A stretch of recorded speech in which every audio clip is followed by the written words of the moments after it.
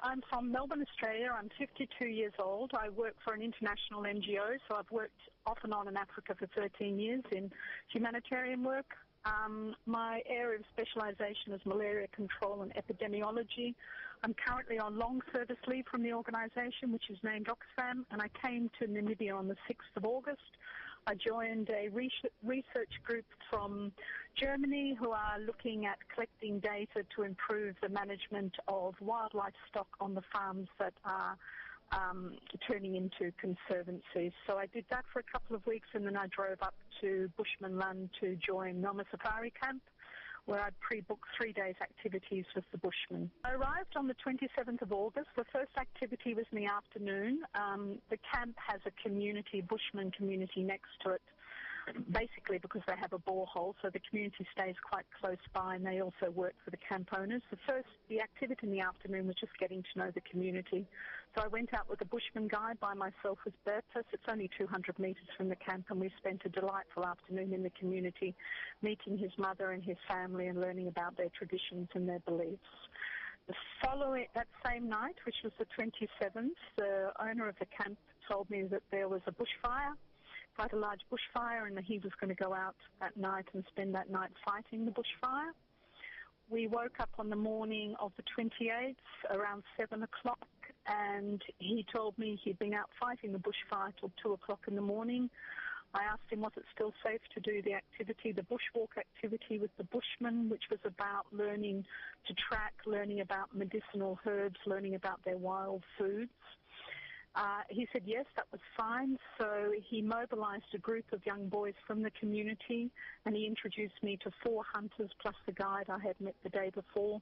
We climbed in the back of his truck and we drove for about half an hour, and he dropped us off in the fire zone with 4 hunters dressed in traditional gear, which is sandals and loincloths, with the guide who was dressed in Western gear, a bit like myself, with boots and long sleeves, and he drove off to continue fighting the fires. We began the walk, which was deep in the Veld, quite deep into the bush, and on my left-hand side, all of us could see a huge plume of smoke and a fire moving. It looked like it was moving to our left.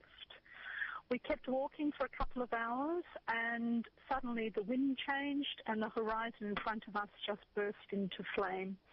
Now, I'm from Australia. I live on a farm, and we've had a lot of bushfires in the area, so I realised that we're in a lot of trouble right then and there. The fire was moving very, very fast. The wind was behind it. The full front came towards us.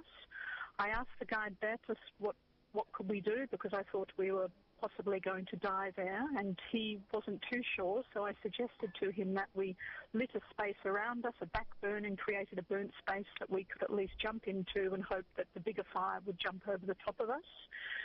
It took a while to call the Bushmen in because they'd fanned out quite a ways. They came in. We quickly lit a backspace, but by that time the big fire was on top of us.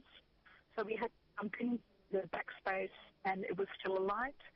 And the big fire jumped over the top of us, but the radiated heat was immense, and for me, it felt like my clothes were going to catch on fire. The Bushmen put their arms around me, I think, to protect me. They all started jumping up and down and screaming and crying because they were totally exposed except for their loincloths. Okay, they started jumping up and down and crying and screaming, but they had put their arms around me, I think, to protect me. But the heat was so intense. Basically, their skin was all exposed except for their loincloths, and they had on sandals.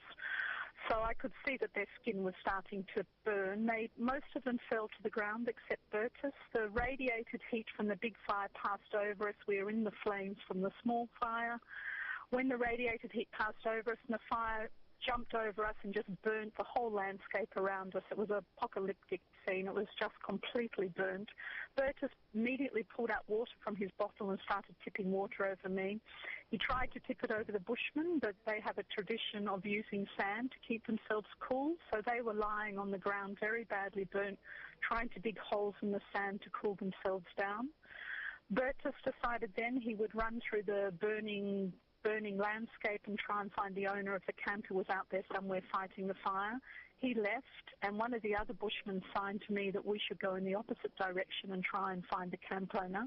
But he was so badly burnt that he could only go 3 or 4 metres, and then he would fall down crying in pain, and then he would get up again and walk a little bit further and then fall down again. The other 3 hunters were still lying on the ground. One had jumped directly into the flames and his foot was very badly burnt. Eventually, the camp owner found us and we were taken back to the camp. I was taken to a private hospital in Grootfontein, which is about 3.5 hours away. The Bushmen were taken to a bush clinic and then transferred to Grootfontein State Hospital. The first 2 Bushmen died the Friday after the Tuesday, which was the fire. The first one died on the Friday, the second one died on the Sunday, and the third one died on the following Sunday. The survivor, Kahunta, is Bertus's brother. After lots of pushing and lobbying and advocating, we got him transferred to Windhoek Hospital, where he is at the moment. And then through the company that booked the tour, he used his contacts in Windhoek to let Nankuzi Foundation, who worked with the Bushmen, know about what had happened, and that's when the fundraising began. I think so. I've spoken to both Bertus and Kahunta. They say no, they didn't, but I think their tradition is to look after each other and to look after other people. So in my mind, I don't think they made a choice about whether it's me or it's her. I think their natural instinct is just to look after everyone around them. So I have a distinct memory of them all putting their arms around each other with me in the middle. And when I speak to Bertus and Kahunta about it, they say, oh, they just did